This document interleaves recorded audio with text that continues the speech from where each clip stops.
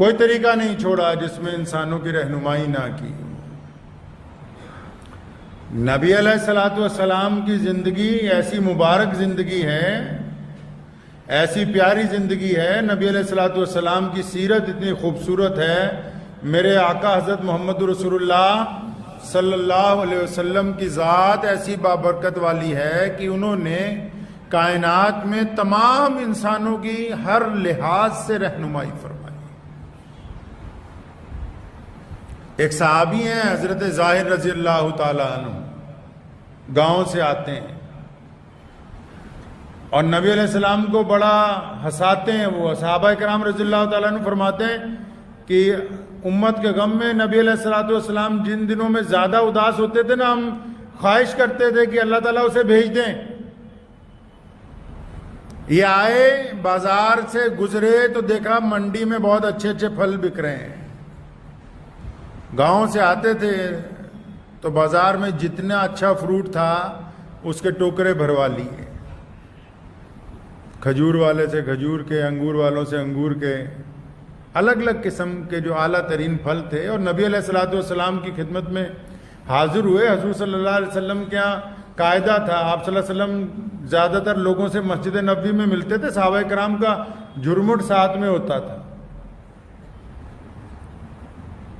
تو پھل پیش کیے گئے، سب کو بانٹے، سب نے کھائے، بڑے حضور صلی اللہ علیہ وسلم خوش ہوئے، بڑے بہترین پھل ہے۔ جب کھا چکے یہ آگے آتے ہیں کہ یا رسول اللہ پیسہ دیو جی۔ فرمایا تم تو تحفہ نہیں لے کے آئے؟ فرمایا نہیں جی نہیں، وہ تو ادھار لایا، پیسے تو دینے پہنے ہیں جی۔ تو نبی علیہ الصلوۃ والسلام بڑے مسکرائے، بہت خوش ہوئے، فرماتے تھے یہ میرا دیہاتی ہے، ہم اس کے شہری ہیں۔ اور کبھی حضرت بلال کو، کبھی حضرت ابو بکر صدیق رضی اللہ تعالیٰ عنہ کو بھیجا کرتے تھے کہ جاؤ جہاں جہاں سے ادھار لے کے آیا مال دے دو۔ کچھ بوڑھے لوگ، خواتین حضور نبی علیہ الصلوۃ والسلام کے پاس آئے، لوگ دین کے بارے میں باتیں کرنے آتے تھے، فضائل پوچھنے آتے تھے، تو نبی علیہ الصلوۃ والسلام نے مسکراتے ہوئے فرمایا، حضور صلی اللہ علیہ وسلم کی تمام صفات میں سے یہ بھی ایک صفت بڑی نمایاں ہے کہ محمد رسول اللہ صلی اللہ علیہ وسلم ہمیشہ مسکراتے رہتے تھے۔ کئی بندے دیکھے نا تسی آج کل آپ لڑائی گھر پہ ہوئی ہو، بازار میں بھی منہ بنائے ہوا ہوگا، گاہک سے بھی چڑ چڑ کے ہی باتیں کرے گا، جس سے ناراضگی نہیں ہے اس سے بھی۔ لیکن ہمارے نبی علیہ الصلوۃ والسلام کی سنت کیا ہے؟ حالات بد سے بدترین کیوں نہ ہوں، بدر کے میدان میں کھڑے ہیں جہاں تپتی ہوئی دھوپ ہے، ایک طرف دشمن ہے، لاہو لشکر ہے، اور پوری دنیا کی طاقت محمد رسول اللہ کے دین کو مٹانے کے لیے آئی ہے، میدان بدر میں بھی محمد رسول اللہ کے چہرے پر فتح کی مسکراہٹ ہے، کسی طرح کا غم نہیں ہے۔ مسجد نبوی میں موجود ہیں تب بھی نبی علیہ الصلوۃ والسلام کے چہرے پہ تبسم ہے، اپنے گھر والوں کے ساتھ موجود ہیں تب بھی نبی علیہ الصلوۃ والسلام کے چہرے پہ مسکراہٹ ہے۔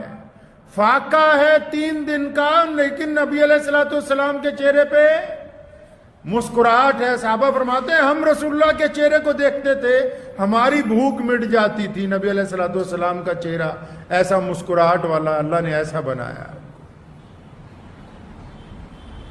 تو بوڑھے بوڑھیوں کو کہا ایک دن مسکراتے ہوئے، فرمایا بات تو ٹھیک ہے جو تم پوچھتے ہو دین کے بارے میں، لیکن کوئی بڈھا بڈھی جنت میں نہیں جائے گا۔ ابھی اتنا ہی فرمایا تھا، ان کو بڑا غم ہوا، بڑی فکر لائق ہوئی، کئیوں کے آنسو آنے لگے کہ بھی یہ تو بڑا حادثے والی خبر آ گئی کہ جنت میں بوڑھے اور بوڑھیوں کے لیے کوئی جگہ ہی نہیں ہے۔ ابھی جب یہ فرمایا تو دیکھا کہ یہ پریشان ہونے لگے، پھر اگلا جملہ ارشاد فرمایا مسکراتے ہوئے، فرمایا ہاں کوئی بوڑھا بوڑھی جنت میں نہیں جائے گا، لیکن جب جنت میں تم جاؤ گے اللہ تمہیں جوان کر کے جنت میں بھیجیں گے، 33 سال کی عمر ہوگی ہر مرد اور عورت کی جنت الفردوس کے اندر۔ ایک خاتون نبی علیہ الصلوۃ والسلام کے پاس آئی، مسافر ہے، تو پرانے دور میں زیادہ تر لوگ کھچروں کے اوپر، اونٹوں کے اوپر، گھوڑوں کے اوپر لمبے سفر کرتے تھے۔ اس نے آگے اپنی پریشانی بیان کی کہ یا رسول اللہ میرے پاس سواری نہیں ہے اور میری منزل ذرا دور ہے، آپ چاہیں تو مجھے ایک اونٹ ہدیہ فرما دیں۔ تو نبی علیہ الصلوۃ والسلام نے اس کی بات بھی سنی، مسکراتے رہے، فرمایا ٹھیک ہے تشریف رکھو۔ ایک صحابی کو کہا کہ جاؤ اور ایک اونٹ کا بچہ لے کے آؤ۔ اب یہ بڑی پریشان ہو رہی ہے، یا رسول اللہ اونٹ چاہیے، مجھے اونٹ درکار ہے، اونٹ کا بچہ نہیں چاہیے، میں نے سفر کرنا ہے، سواری کرنی ہے، سامان لادنا ہے اتنے میں۔ اب جب یہ اپنی ابھی گفتگو کر رہی ہے، اب جس کی ڈیوٹی لگائی تھی کہ اونٹ کا بچہ لے کے آؤ، وہ ایک اونٹ لے کے آیا، تناور، بالکل جوان۔ حضور صلی اللہ علیہ وسلم نے مسکراتے ہوئے اس خاتون کی طرف دیکھا، فرمایا ذرا دیکھ کے تو بتاؤ یہ اونٹ کا بچہ نہیں ہے تو کس کا بچہ ہے؟ نبی علیہ الصلوۃ والسلام کی سنت ہے ہلکا پھلکا مذاق کے ساتھ ماحول کو خوشگوار رکھنا، اپنے گھر میں، اپنے دوستوں کے ساتھ، اپنے عزیز و اقارب کے ساتھ، جن لوگوں کا آپ پر حق ہے، جو چاہتے ہیں کہ آپ ان کے ساتھ مسکرا کے بات کریں، جو لوگ چاہتے ہیں آپ ان کو وقت دیں۔ بتھیری دنیا ایسی ہوتی نا، لوگ ہم سے وقت مانگتے ہیں، کچھ لوگوں سے ہم چاہتے ہیں کہ وہ ہم کو وقت دیں۔ غریب سے غریب بھی آدمی ہے، لیکن کسی کے نزدیک اس کا سارا سرمایہ ہی وہ ہے۔ کسی کو آپ یہ نہ سمجھیں کہ یہ بالکل بے وقت ہے، اگر کوئی سڑک کی نکڑ پہ کھڑا ہوا مانگ بھی رہا ہے نا، تو شاید وہ اپنے گھر میں اپنے گھر والوں کے لیے سب سے زیادہ عزیز ہے۔ بے وقت دنیا کے اندر کوئی شے نہیں ہے۔ نبی علیہ الصلوۃ والسلام کی سنت ہے۔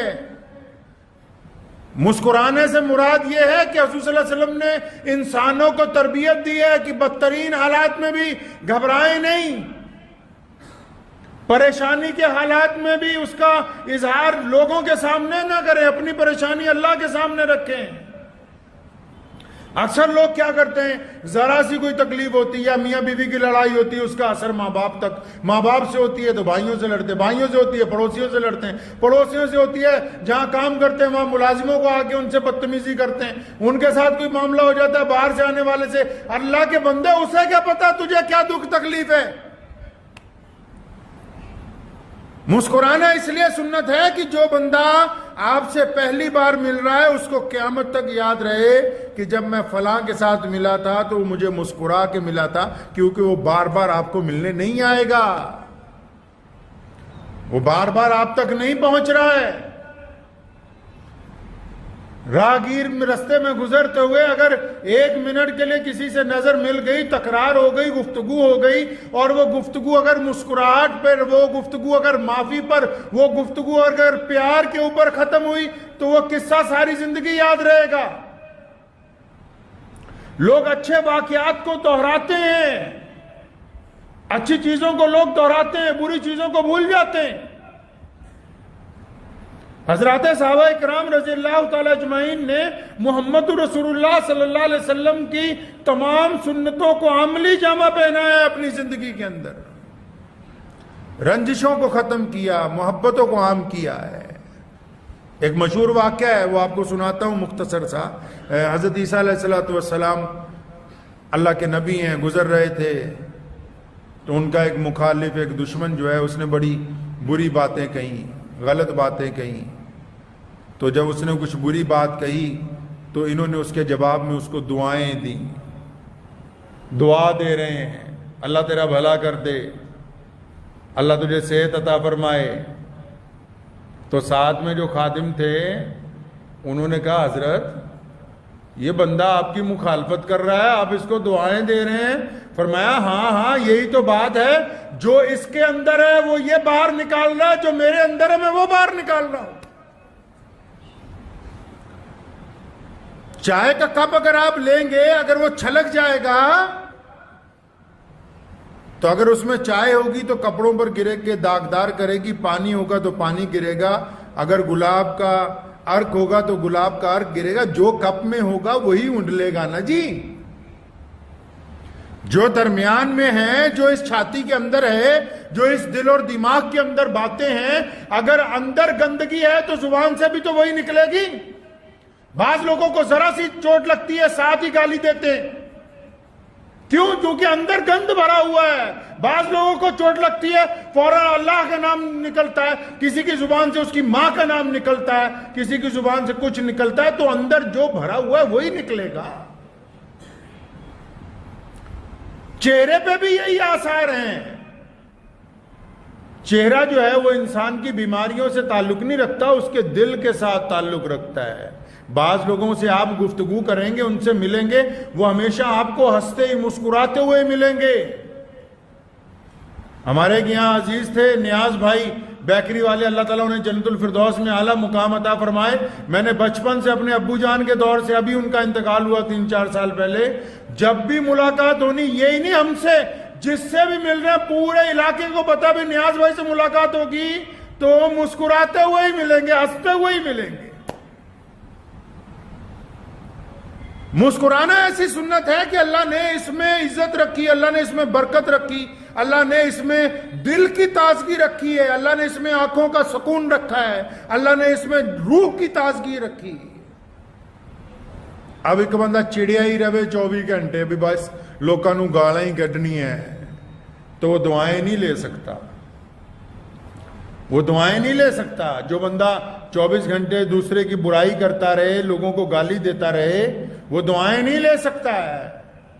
یہ کیمیائی نسخہ ہے. آج اتنی میں بہت سارے موضوع میرے پاس ہیں، ملک کے حالات کے اوپر بھی میں گفتگو ابھی کر سکتا ہوں، ملک کے مسلمانوں کے متعلق بھی ہم گفتگو کر سکتے ہیں. پچھلے ایک ہفتے میں جو دن گزرا وہ بھی، لیکن وہ ساری باتیں الگ الگ دنوں میں پریس کانفرنسوں میں ہوتی رہتی. لیکن اس کے ساتھ ساتھ اس بات کو یاد رکھنا کہ ہم ایسے نبی علیہ السلام کی امت سے تعلق رکھتے ہیں جنہوں نے مشکل میں ہنسنا سکھایا، جنہوں نے پریشانی کے دوران ہمیں مسکرانا سکھایا، جن کی سنت ہے کہ اپنا دکھ درد اللہ سے بیان کرو، لوگوں سے مسکراتے ہوئے ملو. اب جب دو ایمان والے بندے ایک دوسرے سے مسکرا کے ملتے، مصافحہ کرتے ہیں، تو حدیث پاک میں آتا ہے کہ گناہ ایسے جھڑ جاتے ہیں جیسے سوکھے پتے پیڑ سے نیچے گرتے ہیں، ایسے گناہ جھڑ جاتے ہیں. تو اس سنت کو اپنی زندگی کا عمل بنا لیں. اگر چہرے پہ مسکراہٹ نہیں آتی تو جس طرح کئی کام دھکے سے کرنے کی عادت ڈالتے ہیں، اس کی عادت ڈالیں مسکرانے کی. اللہ اس سے شفا عطا فرمائے گا. یہ عبادت ہے. یہ بھی جس طرح نماز عبادت ہے، روزہ عبادت ہے، حج عبادت ہے، یہ بھی عبادت ہے. اسلام نے کہا روتوں کو ہنسانا عبادت ہے. ہم روئی تو رہے تھے، محمد الرسول اللہ نے ہمیں آسرا دیا ہے اور ہمیں مسکرانے کے راستے پہ لگایا ہے. دنیا کی بیٹیاں روتی ہوئی زمین میں دفن ہو رہی تھی، محمد رسول اللہ نے ریت میں دبی ہوئی بیٹیوں کو نکلوا کے اپنی چھاتی سے لگایا اور دنیا کو بتایا بیٹی اللہ کی رحمت ہے. اور بیٹی کو پھر جو مسکرانے لگایا، اللہ کی رحمت بتا کے نبی علیہ السلام نے کائنات کے اندر بیٹی کو عزت عطا فرما دی. غلام روتے تھے، محمد رسول اللہ نے کون سا درجہ دے دیا؟ مؤذن رسول بنا کے پوری دنیا کے مسلمان آج اپنے لیے خوش قسمتی سمجھیں گے اگر وہ محمد رسول اللہ کی غلام سیدنا بلال رضی اللہ تعالیٰ عنہ کی قبر شریف تک ہوئے ہیں تو یہ اپنے لیے خوش قسمتی سمجھتے ہیں. لوگ تڑپ تو رہے تھے، محمد رسول اللہ نے ان کے زخموں پر ملہم لگی ہے. تو اس لیے ہمیشہ یاد رکھیں کہ تمام فرض عبادات کے ساتھ ساتھ نمازی کا مسکرانا بھی فرض ہے. سڑیل نمازی اللہ نو سونے نہیں لگ دے. کئی ہوتے نا پھکے پھکائے سلام پھیرا پھر پیچھے دیکھا کیڑا کیڑا آیا، کوئی دائیں بائیں مخالف نظر آ گیا تو اس سے بھی ناراضگی ہے. وہ اللہ کے بندے نماز میں بھی بلڈ پریشر ہائی ہو رہا ہے تو اس کا مطلب کہ ابھی کچھ کمی، ابھی کہیں نہ کوئی کمی ہے. مزاج میں دوائیاں مزاج نہیں بدلتی، محمد رسول اللہ کی اطاعت مزاج بدلتی.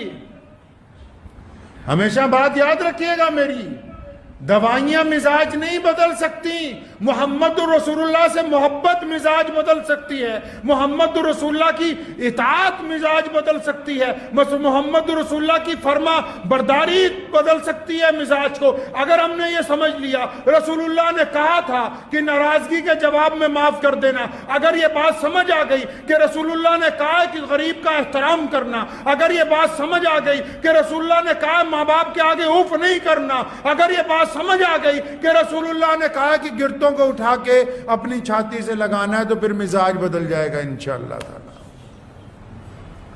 تو مزاج بدلیں انشاءاللہ. ٹھیک ہے، حالات سے نہیں گھبرائیں. حالات آتے جاتے رہتے ہیں، انسان کے جسم میں بھی، ملک میں بھی، معاشرے میں بھی. حالات سے